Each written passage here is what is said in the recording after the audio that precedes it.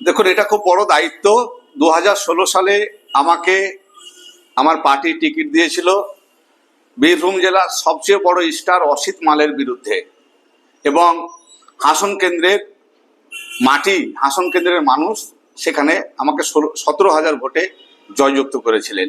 2021-এ এনআরসির কারণে হাসন কেন্দ্রের মানুষ সম্ভবত ভুল করে বাইরের প্রার্থী তাকে সাপোর্ট করেছিলেন এবং তাকে জিতিয়েছিলেন, এবং 5 বছর তার ভুক্তভোগী নিশ্চয় মানুষ হয়ে আছেন। আবার হাসন কেন্দ্রে প্রার্থী হয়েছে ভিন্ন এলাকা থেকে এসে, নানুর থেকে এসে কাজল শেখ প্রার্থী হয়েছে।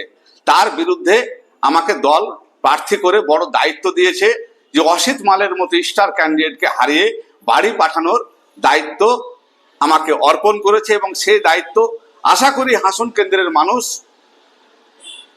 নিজের মাটির দাম বজায় রাখতে এবং নিজের মাটি, নানুরের মাটি বড় না মারগ্রামের মাটি বড় না লোহাপুরের মাটি বড়, এটাকে ঠিক রাখতে হাসন কেন্দ্রের মানুষ সেই ক্যান্ডিডেটকেও হারিয়ে আশা করি নানুর পাঠিয়ে দেবে, এই আশা রাখছি।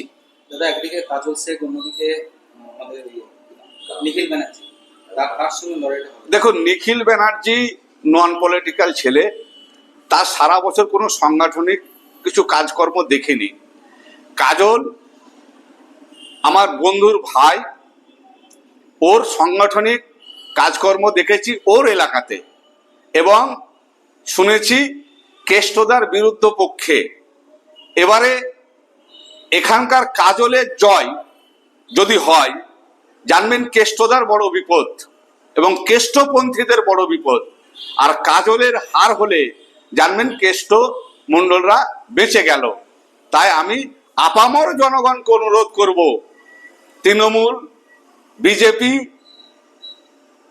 এসইউসিআই, নির্দল, আম জনতা পার্টি, সিপিএম, যে আমি হলাম মানুষের জোট প্রার্থী, আমাকে হাত চিহ্নে ভোট দেবেন, তাহলে এলাকার মাটির দামটা থাকবে। আরেকটা বিষয় হচ্ছে, আপনি প্রাক্তন বিধায়ক, এখনো মানুষের মধ্যে কেমন সাড়া রয়েছে? দেখুন, আমি প্রাক্তন বিধায়ক হিসেবে 2024-এ লোকসভা লড়াই করেছি। মানুষের সারা এই 4টা কেন্দ্রে, রামপুরহাট, হাসন, মুরারই, নলহাটি, এই 4খানা কেন্দ্রে 2 লক্ষ ভোট পেয়েছি। এটা 4টিখানি কথা নয়। আমাদের গ্রামের লোক তো বলছে, লোহাপুরের লোক তো বলছে যে ডক্টর অশোক চ্যাটার্জিকে ভোট দিয়ে হাসন কেন্দ্রে প্রত্যেকটা পুরুষের লাইগেশন হয়ে গেছে, আর হাসন কেন্দ্রের মানুষ বহিরাগত চায় না। এবার ভোটে আপনারা তার রেজাল্ট পাবেন। জয়ের প্রতি কতটা আশা? 100%।